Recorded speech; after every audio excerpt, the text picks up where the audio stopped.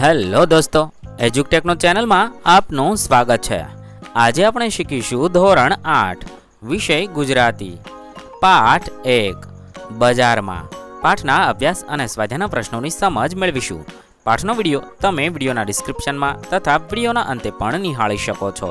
તો ચાલો શીખીએ ધોરણ 8 વિષય ગુજરાતી પાઠ 1 બજારમાં। પાઠના અભ્યાસ અને સ્વાધ્યાયના પ્રશ્નોની સમજ। સૌપ્રથમ આપણે અભ્યાસના પ્રશ્નોની સમજ મેળવીએ। પ્રશ્ન નંબર 1, નીચેના પ્રશ્નોના ઉત્તર માટે આપેલા વિકલ્પોમાંથી સાચો ઉત્તર શોધીને તેનો ક્રમ અક્ષર પ્રશ્નની સામેના ખાનામાં લખો।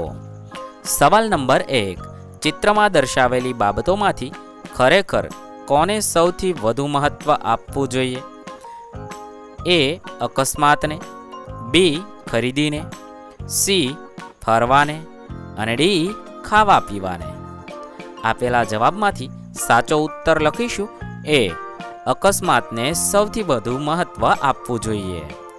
સવાલ નંબર 2, તાત્કાલિક સારવાર માટે 108 નંબરની વાન બોલાવવા માટે કયા નંબર પર ફોન કરવો જોઈએ? એ. 100 નંબર પર, બી. 105 નંબર પર, સી. 108 નંબર પર અને ડી. 111 નંબર પર। તેનો સાચો જવાબ થશે સી. 108 નંબર પર ફોન કરવો જોઈએ। હવે પ્રશ્ન નંબર 2, નીચેના પ્રશ્નોના ઉત્તર એક એક વાક્યમાં આપો। સવાલ નંબર 1, ચિત્રમાં કયા કયા વાહનો દેખાય છે? તેના જવાબમાં આપણે લખીશું ચિત્રમાં નીચે જણાવેલા વાહનો દેખાય છે। 1. 108 એમ્બ્યુલન્સ, 2. ટેન્કર, 3. રિક્ષા, 4. કાર, 5. મોટરબાઇક, 6. Police jeep, 7. બસ અને 8. રેંકડી। આવા બધા વાહન દેખાય છે।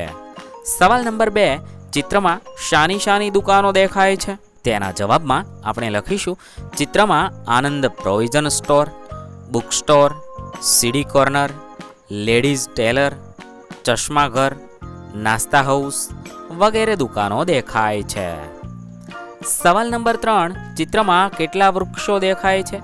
અહીં ચિત્રમાં તમે જોઈ શકો છો કે અહીં ચિત્રમાં આપણે વૃક્ષોની ગણતરી કરીએ તો 1, 2, 3, 4, 5 અને 6 વૃક્ષ દેખાય છે। જો આ પ્લાન્ટની પણ ગણતરી કરીએ તો 7 થશે, વૃક્ષોની ગણતરી કરીએ તો 6 થશે। અહીં જવાબમાં આપણે લખીશું ચિત્રમાં કુલ 6 વૃક્ષો દેખાય છે। હવે આપણે સ્વાધ્યાયના પ્રશ્નોની સમજ મેળવીએ। પ્રશ્ન નંબર 1, ચિત્રનું અવલોકન કરી નીચેના પ્રશ્નોના ઉત્તર લખો। સવાલ નંબર 1, ચિત્રમાં શું શું દેખાય છે તેની યાદી તૈયાર કરો। તમારે ચિત્રને આધારે ચિત્રમાં જે વસ્તુઓ દેખાતી હોય તેની યાદી તૈયાર કરવાની છે। હું અહીં એક યાદી તૈયાર કરું છું। જો તમને આના સિવાયની બીજી કોઈ વસ્તુ દેખાતી હોય તો તમે તે પણ લખી શકો છો।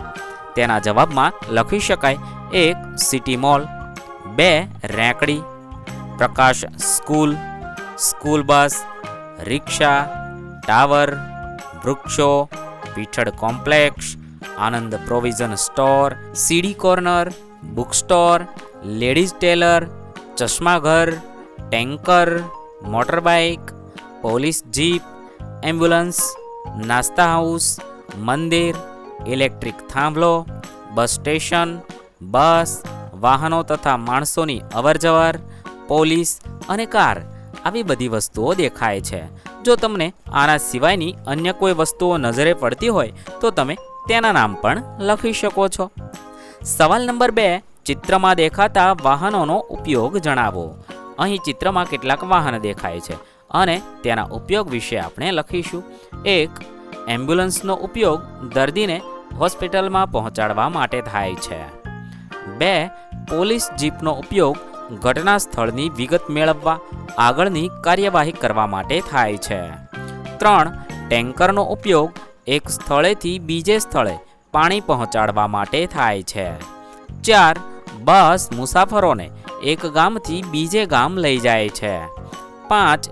રિક્ષા મુસાફરોને જ્યાં જવું હોય ત્યાં પહોંચાડે છે। 6. કાર કે મોટરબાઇક એક જગ્યાએથી બીજી જગ્યાએ સમયસર પહોંચવામાં મદદરૂપ થાય છે. આવી રીતે આપણે ચિત્રમાં દેખાતા વાહનોનો શો ઉપયોગ થાય છે તે અહીંયા લખીશું. સવાલ નંબર 3, ટેન્કરની પાછળ ઊભેલી વ્યક્તિ કોને ફોન કરી રહી હશે તે વિચારીને આપણે કહેવાનું છે. તેના જવાબમાં આપણે લખી શકીએ, ટેન્કરની પાછળ ઊભેલી વ્યક્તિ પોલીસને અને એમ્બ્યુલન્સને ફોન કરી રહી હશે. સવાલ નંબર 4, હેલ્મેટ પહેરનારને અકસ્માતમાં શો ફાયદો થયો? તેના જવાબમાં આપણે લખીશું, હેલ્મેટ પહેરનાર અકસ્માતમાં જીવલેણ ઘાતમાંથી બચી ગયો. આ તેને ફાયદો થયો હતો. સવાલ નંબર 5, શહેરમાં કઈ કઈ નાગરિક સુવિધાઓ ઉપલબ્ધ છે? તેના જવાબમાં આપણે લખીશું, શહેરમાં નીચે જણાવેલી નાગરિક સુવિધાઓ ઉપલબ્ધ છે. 1, એમ્બ્યુલન્સ, 2, હોસ્પિટલ, 3, શાળા, 4, બસ સ્ટેશન, 5, જીવન જરૂરિયાતની વસ્તુઓ મેળવવા માટેની વિવિધ દુકાનોવાળા કોમ્પ્લેક્સ, 6, પોલીસ જીપ, 7, નાસ્તા હાઉસ. આ સિવાયની બીજી સુવિધાઓ તમને નજરે પડતી હોય તો તમે તેના નામ પણ લખી શકો છો. હવે પ્રશ્ન નંબર 2, નીચેના પ્રશ્નોના ઉત્તર તમારા શબ્દોમાં લખો. અહીં વિચારીને તમારા શબ્દમાં પ્રશ્નના ઉત્તર લખવાના છે. 1, ચિત્રમાં દેખાતા આનંદ પ્રોવિઝન સ્ટોરમાં કઈ કઈ વસ્તુઓ મળતી હશે તે વિચારીને કહેવાનું છે. તમારે અહીં પ્રોવિઝન સ્ટોરમાં મળતી વસ્તુઓના નામ લખવાના છે. તેના જવાબમાં આપણે લખી શકીએ, ચિત્રમાં દેખાતા આનંદ પ્રોવિઝન સ્ટોરમાંથી નીચેની વસ્તુઓ મળતી હશે. 1, ઘઉં, ચોખા, દાળ વગેરે અનાજ. 2, શીંગનું તેલ, તલનું તેલ જેવા ખાદ્ય તેલ. 3, ઘી. 4, મરચું, હળદર, ધાણાજીરું વગેરે મરી મસાલા. 5, સૂકો મેવો. 6, ઘઉંનો લોટ તથા ચણાનો લોટ. 7, પાપડ, વડી. 8, નાવાના તથા કપડાં ધોવાના સાબુ અને પાવડર, વાસણ સાફ કરવાનો સાબુ અને પાવડર. 9, નમકીન. 10, પીપરમિન્ટ, ચોકલેટ વગેરે. 11, માથામાં નાખવાનું તેલ. 12, ચા, કોફી, ચાનો મસાલો. 13, જીવન જરૂરિયાતની અનેક વસ્તુઓ. આ સિવાય પ્રોવિઝન સ્ટોરમાં ઘણી બધી વસ્તુઓ મળતી હોય છે. તમે તે વસ્તુઓના નામ પણ લખી શકો છો. હવે સવાલ નંબર 2, અકસ્માત સ્થળે ભેગા થયેલા લોકો શી વાતચીત કરતા હશે?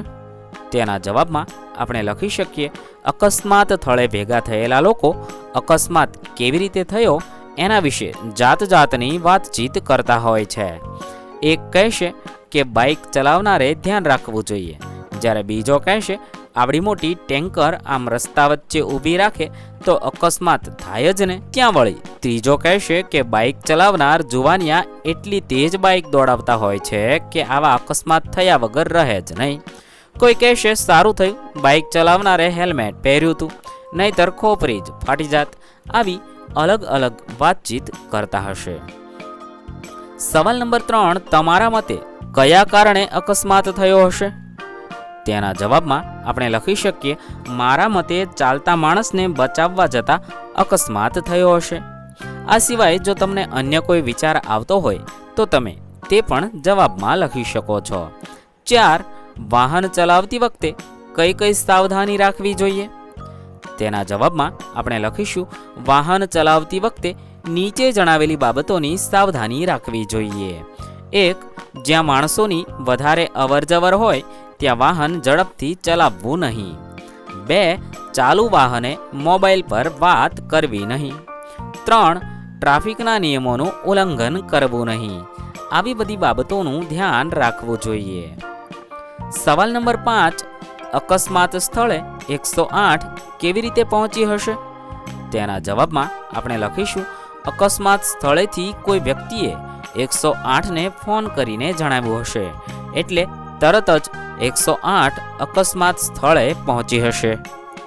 સવાલ નંબર 6, જો બસ સ્ટેશન ન હોય તો લોકોને શી અડચણ પડે? તેના જવાબમાં આપણે લખીશું, જો બસ સ્ટેશન ન હોય તો લોકોને ખુલ્લામાં બસની રાહ જોવી પડે. ટાઢ, તડકો અને વરસાદમાં લોકોને ખૂબ જ હાડમારી ભોગવવી પડે. આવી બધી અડચણ થઈ શકે છે. સવાલ નંબર 7, કમ્પ્યુટર સેન્ટરની મુલાકાત લઈ તેનું વર્ણન કરો. તમારે તમારા શહેર કે ગામમાં કે શાળામાં કમ્પ્યુટર સેન્ટર હોય તેની મુલાકાત લઈ તેનું વર્ણન અહીંયા લખવાનું છે. તેના જવાબમાં આપણે લખી શકીએ, અમારા ઘરની નજીક કમ્પ્યુટર કેર નામનું એક કમ્પ્યુટર સેન્ટર છે. તમે જે કમ્પ્યુટર સેન્ટરની મુલાકાત લ્યો છો તેનું નામ લખવાનું છે. એકવાર હું ત્યાં ગઈ હતી. તમારે જો છોકરો હોય તો ગયો હતો લખવાનું, છોકરી હોય તો ગઈ હતી લખવાનું. ત્યાં મેં કમ્પ્યુટર માટે જરૂરી અનેક પાર્ટ્સ જોયા. એક એન્જિનિયર ભાઈએ મને કમ્પ્યુટરનો કોઈ પાર્ટ બગડી ગયો હોય તો કયો પાર્ટ કામ લાગશે તે વિગતે સમજાવ્યું. ઉપરાંત ઇન્ટરનેટ કેમ ચલાવવું, ઈમેલ કેમ કરવો તેની માહિતી પણ તેમણે મને આપી. ત્યાં લેપટોપના પાર્ટ્સ પણ મળતા હતા. તમે આ રીતે છે કમ્પ્યુટર સેન્ટરની મુલાકાત લઈ તેના વિશે લખી શકો છો. મારે અહીં કમ્પ્યુટર શબ્દ લખવામાં થોડી ભૂલ થઈ છે. મારે કમ્પ્યુટર લખાયું છે. તમારે અહીં કમ્પ્યુટર એ રીતે લખવું. સવાલ નંબર 8, રાત્રે 12 કલાકથી પેટ્રોલની કિંમતમાં વધારાનો અમલ થનાર છે. પેટ્રોલ પંપ પર કેવું દ્રશ્ય હશે? તેના જવાબમાં આપણે લખી શકીએ, રાત્રે 12 કલાકથી પેટ્રોલની કિંમતમાં વધારાનો અમલ થનાર છે. એ જાણીને આસપાસના વિસ્તારમાંથી કેટલીય ગાડીના માલિકો, રિક્ષા તથા ટેક્સી ચાલકો પેટ્રોલ ભરાવવા દોડી આવ્યા હશે. રસ્તા પર ખાસ્સી લાંબી લાઈન લાગી હશે. સૌ અંદરો અંદર પેટ્રોલ વધારા અંગે સરકારની ભારે ટીકા કરતા હશે, કેમ કે આ રીતે પેટ્રોલનો ભાવ વધારો અવારનવાર થતો જ રહેશે. હવે આપણે પ્રવૃત્તિ વિશે જાણીએ. અહીં એક પ્રવૃત્તિ આપેલી છે. તેમાં તમારે જૂના પુસ્તકો, સામયિકો કે વર્તમાનપત્રોમાંથી રંગીન ચિત્રોના કટિંગ્સ મેળવી સંગ્રહપોથી બનાવવાની છે અને ચિત્રો પરથી પ્રશ્નોત્તરી તૈયાર કરવાની છે.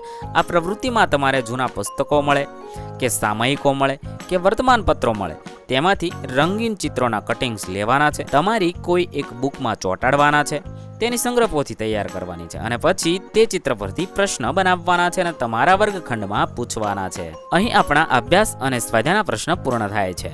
વિદ્યાર્થી મિત્રો, ધોરણ 8ના ગુજરાતી વિષયના તમામ પાઠના અભ્યાસ અને સ્વાધ્યાયના પ્રશ્નના વિડીયો આપણી ચેનલ પર ઉપલબ્ધ છે. થેન્ક યુ દોસ્તો. એડ્યુકેકનો ચેનલ તરફથી વિડીયો નિહાળવા બદલ આપનો આભાર.